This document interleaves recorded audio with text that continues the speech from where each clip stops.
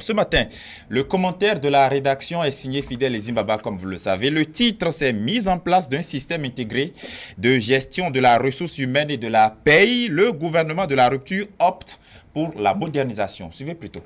Gestion de la paix. Le gouvernement de la rupture opte pour la modernisation. Dans le nouveau monde, ce n'est pas le gros poisson qui mange le petit.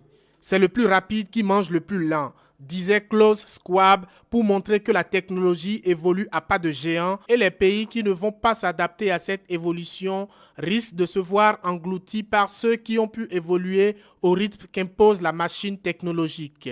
La numérisation du monde est une évidence qui crève l'œil. Les choses vont très vite. Heureusement que notre cher pays l'a si vite compris en instituant un ministère de l'économie numérique qui veille au grain.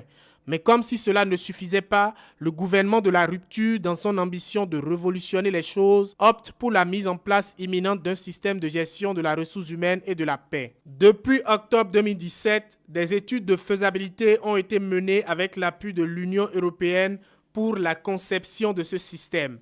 Le Conseil des ministres du 13 février dernier a décidé de mettre effectivement en place un tel système. Seulement, il y a quand même lieu de s'interroger sur le bien fondé de l'installation d'un tel système. Mais, à observer de près, on peut voir les nombreux avantages que nous apporte une telle révolution. Il me plaît de dire que le gouvernement actuel anticipe sur la modernisation des choses.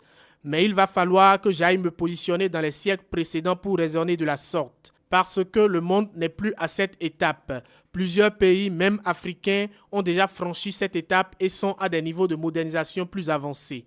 Le Bénin ne fait donc que se mettre à jour en optant pour la mise en place d'un système intégré de gestion de la ressource humaine et de la paix. Mais mieux vaut tard que jamais. Cette nouvelle devait réjouir les nombreux travailleurs du service administratif public quand on sait que le système actuel de gestion de l'administration n'est pas le meilleur parce que, ayant montré à maintes reprises ses faiblesses, les avancements de grade qui prennent du temps à être pris en compte, alors qu'un fonctionnaire a déjà passé un grade, ce n'est que des mois après qu'on lui reconnaisse là.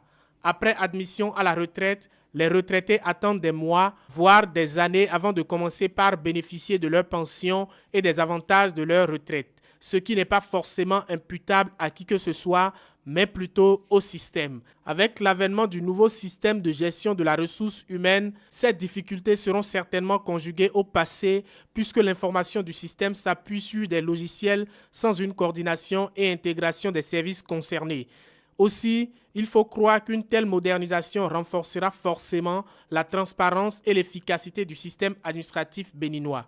Les syndicats seront donc de ceux qui auront du baume au cœur car ayant longtemps souhaité cette modernisation. Mais pour nous qui avions de la mémoire, cette nouvelle n'est pas aussi surprenante que ça. Oui, le gouvernement actuel avait déjà amorcé les prémices de cette modernisation en dématérialisant par le passé les actes administratifs d'avancement et la fiche de paie. Ce n'est donc qu'une suite logique.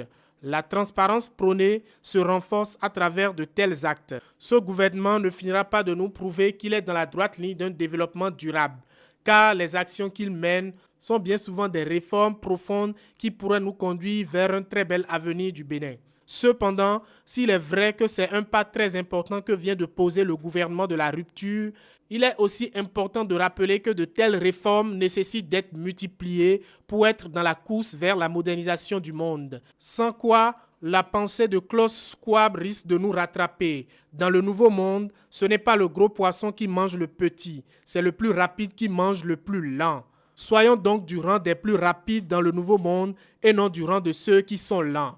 Ainsi se présente notre commentaire aujourd'hui.